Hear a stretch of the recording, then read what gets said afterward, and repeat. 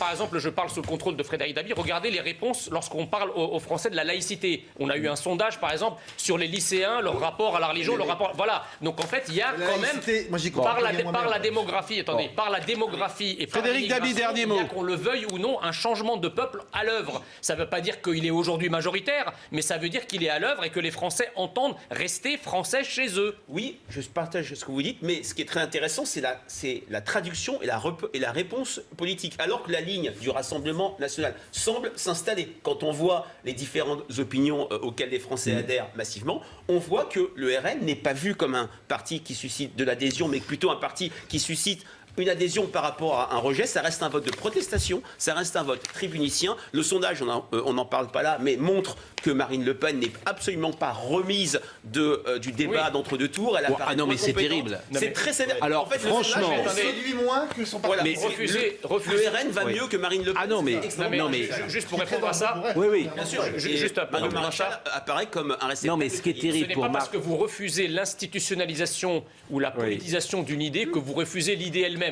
Le sondage. Non, mais ce qui est terrible, où je vous mets en perspective ce que vous dites, c'est un argument politique que vous faites, c'est un argument du Rassemblement national. Mais cette dépossession montre précisément que le changement de peuple dont vous parlez n'existe pas. Non, je pense que le peuple français historique reste majoritaire, est d'accord, mais il y a quand même, à l'immigration massive, il y a quand même un changement, et donc en fait, le sondage reflète. Mais il y a juste un dernier point sur le fait qu'il ne suffit pas de naître en France pour être français. Oui. Ça, c'est ce que je dis sur tous les plateaux. Et je m'en prends plein la gueule, justement parce que je dis que l'identité française, c'est pas simplement un lieu de naissance. Et c'est pour ça que l'assimilation est un concept cher à mon cœur. C'est-à-dire, il suffit pas...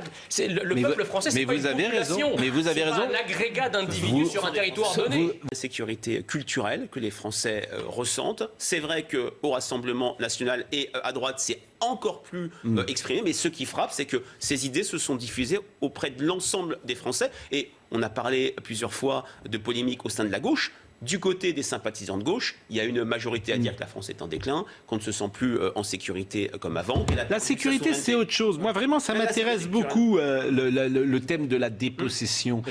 Mais c'est-à-dire, après, une fois qu'on a dit ces chiffres-là, il faut tenter quand même une explication. Pourquoi les Français, enfin, dans les 3/4 des Français, se sont, pour reprendre les mots de Pascal Praud, en dépossession culturelle? C'est parce que je pense que la France est un pays qui a été construit, la République française est un pays qui a été construit par un peuple qui est là depuis 1000 ans. Bon. Et puis, évidemment, avec les vagues d'immigration successives, il y a une transformation, un changement de peuple. C'est-à-dire que la laïcité, tous les concepts que l'on connaît, la laïcité, l'art de vivre, le fait de vivre français en France, eh bien, ça correspondait à un certain peuple, à un moment donné. Quand le peuple change, eh bien, les mœurs changent, l'appréhension de la France change. Et mais pardonnez-moi, mais ce que vous dites, c'est contradictoire. Mais non, pourquoi? Mais précisément parce que c'est parce qu'il n'y a pas de changement de peuple que les gens se sentent dépossédés. Autrement, ils ne le... Mais si, justement... s'il y avait changement de peuple, ils ne seraient pas dépossédés. Pardonnez-moi, il y a une contradiction. Ils se sentent parce qu'en fait, le changement de peuple implique aussi un changement de culture. Et donc, effectivement... Mais précisément non, puisqu'ils se sentent dépossédés. Si, comme vous le dites, il y a changement de peuple, ils ne se senteraient pas dépossédés. Si, enfin, vous comprenez ce que je veux dire. Attendez, excusez-moi, mais je pense quand même qu'on est encore, Dieu merci, une majorité de Français. Donc cette majorité de Français-là se retrouve dans le sondage. Alors le tri des malades, je ne sais pas si vous vous souvenez, mais moi, au cours de la première vague l'année dernière, on l'avait déjà évoqué, ce tri des malades.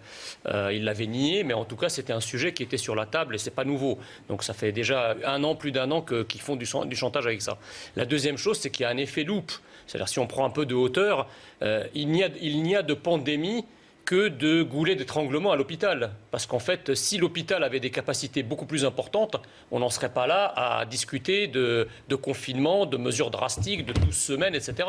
C'est vraiment un effet loupe, quoi. C'est-à-dire que si on avait les 12 000 lits prévus que Véran nous avait annoncé au mois d'août de l'année dernière, on n'en serait pas là. Donc il faut les 380 qui se crachent tous les jours, là, c'est selon la fameuse expression qui fait peur à tout le monde, ils se crachent parce qu'en fait, il n'y a pas de pilote dans ces A380. Donc quand l'avion n'est pas dirigé, effectivement, il se crache. Et qui dirige? Eh bien, c'est le gouvernement, c'est-à-dire Emmanuel Macron, Olivier Véran, etc.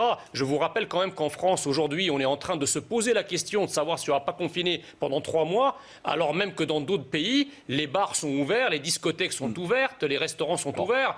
Israël, par exemple, Merci, la Grande-Bretagne va le faire bientôt. Merci beaucoup. Donc on est quand même dans une situation très particulière. Et je termine. Oui, mais c'est long. Les pays européens nouveau, sont en train de prendre des mesures contre nous. Contre nous. Parce que nous sommes la lanterne rouge de l'Europe. Oui. Voilà. L'école, vraiment, parce qu'on n'a pas vu la pression monte. Juste répondre à ça. Ah ben répondez alors.